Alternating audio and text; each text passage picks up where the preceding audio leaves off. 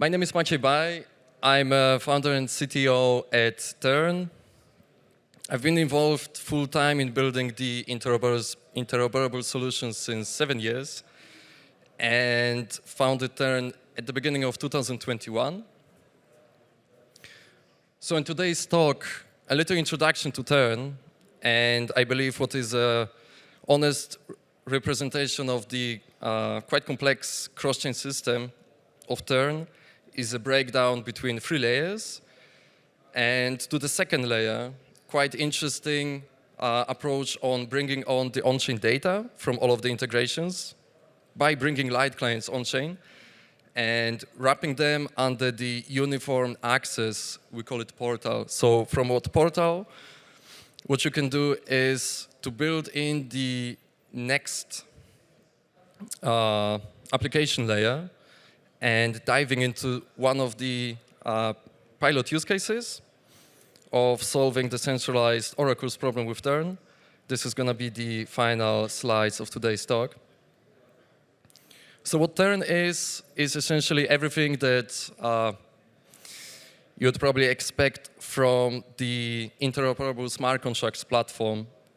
So building the smart contracts that have an access to multiple different consensus systems, interoperable, under the fail-safe transaction umbrella. So that's the characteristic that you would expect after the smart contract executes, that all of the swaps included throughout the run of the smart contracts, all of the transfers that you make, from the user's perspective, you would expect that they would all either go through to the target destinations, or you wouldn't see the results of the execution at all. So this is what t3rn protocol provides. We also fit into a composable approach, so all of the atomic swaps, this is very much applicable. And if that's not enough, we even provide the on-chain rewards to contracts executors, to contract autos, where all of the smart contracts that are deployed to t3rn, we then kick back the gas fees back to the original autos. So onto the exploration of t3rn through the 3 layers. The talk of today is fitting into very much top of the layer. So this is a application layer where on top of t3rn, on top of the interoperable primitives, you can build in the applications like bridging without the actual place where you would need to offboard your data off-chain to some sort of black box, get it multi-sign, and then bring it back on-chain. All of those problems are not there when you construct the solutions with t3rn, because as part of the second layer, we provide the full access to the blockchain that we integrate throughout the on-chain light client and pin it under the uniform access of the portal. Portal sits above of the layer 1, which is the t3rn protocol itself. So t3rn protocol itself, it's a bunch of rule set to provide the way of cross-chain orders that would come to t3rn, submitted either via smart contracts or directly via users. And the interplay between the 2 specific off-chain roles that t3rn provides, which is attesters and executors. Perhaps I wouldn't be diving deeper into those 2 roles. Feel free to catch me after this talk. If you want to explore these opportunities further, we'll be providing many of incentivizations program to bootstrap the network after launching. There's also the one very generic role for every Polkadot parachain, collators. We currently run as a testnet parachain on Rococo. This is where all of the latest code is deployed, so you can inspect on Polkadot.js. And we do have a parachain on Polkadot without the full product yet deployed. So what's about bringing light clients on-chain, and why is it an elegant solution, in my view? We simply utilize the fact that once we have secured the parachain slot, the computational and storage constraint on Polkadot are not that much big of a deal. So we pack the block headers from different light clients under the umbrella of the Polkadot consensus. So currently, what we have on the testnet parachain on Rococo, those are 3 Grandpa light clients for Polkadot, for Kusama, and for Rococo itself. And there is also quite intense engineering going on to bring on the Ethereum light client, which is currently also functional. You can inspect all of the headers on coming from Ethereum to Polkadot. Why is it nice? Is because smart contracts and user have the full access to the state of all of the integrated remote blockchains as part of the regular t3rn's execution. So what you see on the right side is perhaps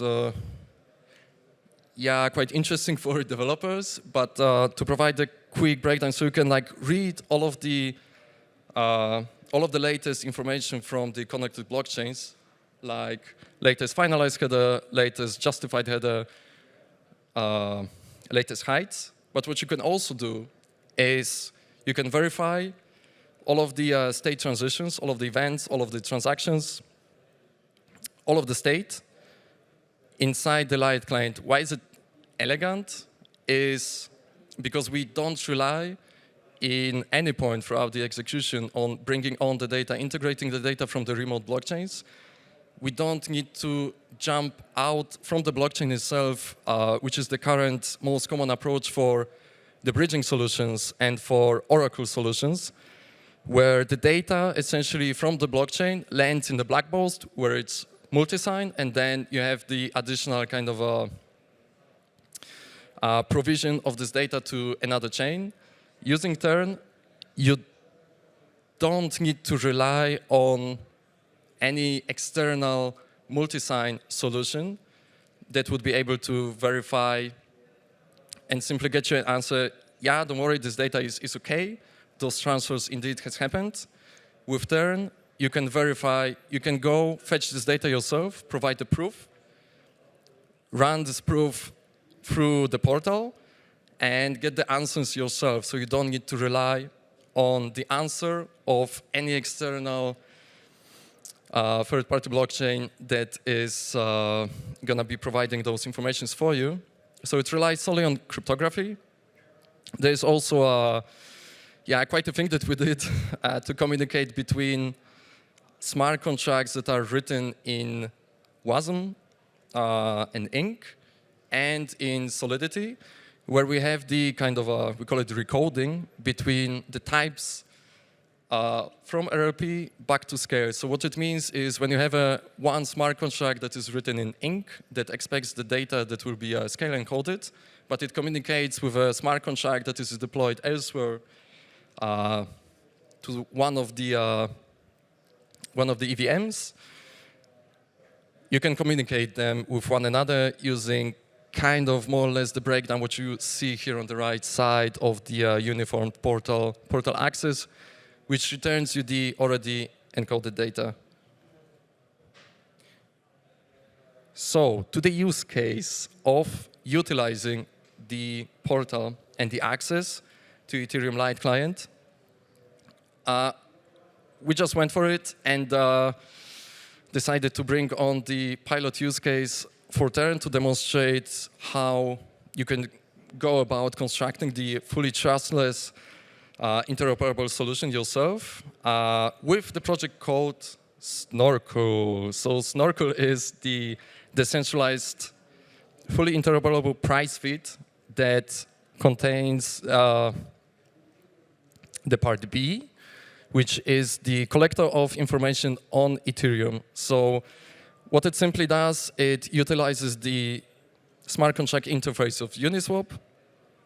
It fetches the volume of assets of any given pair and emits it as an event. And this event is throughout the portal Lite client here on the left side, utilized via one of the interoperable smart contracts deployed on t3rn, which simply verifies the inclusion proof that, okay, like, has the event emitted by the collector,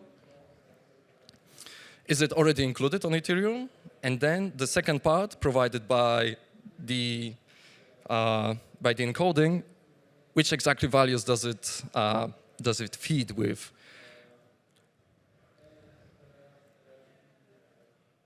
So what are we going to do next with Snorkel? And you'd probably be able to like ask the question, why did you decide to go for Uniswap?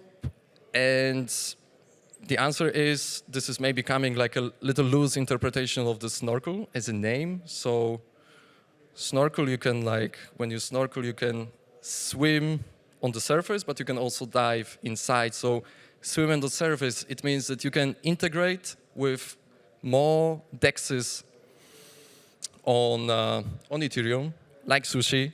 It implements the same as Uniswap smart contract interface to have the price feed more honest, essentially. So you already saw that the data is aggregated by volume, so you can simply add to the volume from more exchanges on Ethereum, but you can also dive, you can snorkel deeper, and throughout the same access to the Litecoin interface through the t3rn's portal, you can then access all of the other DEXs on more integrations that we're going to be adding to t3rn.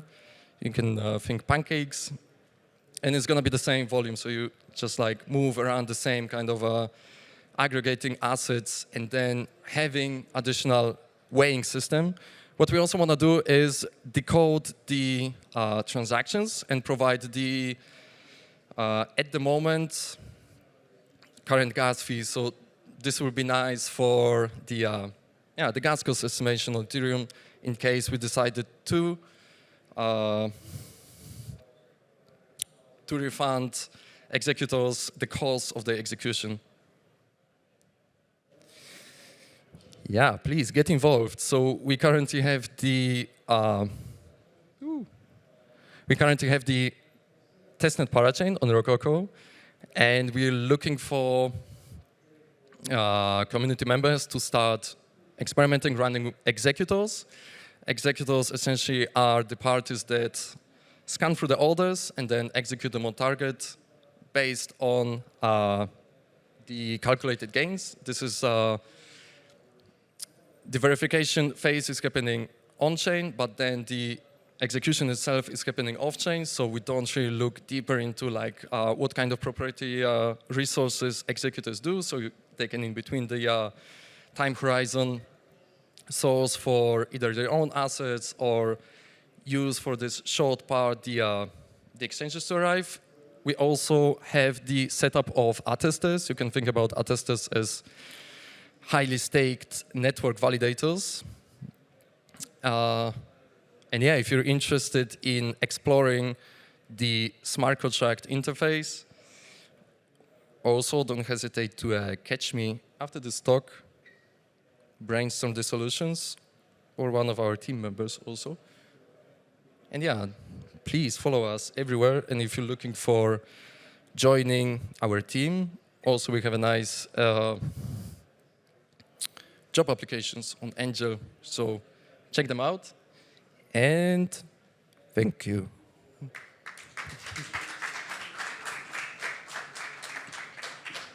Thank you.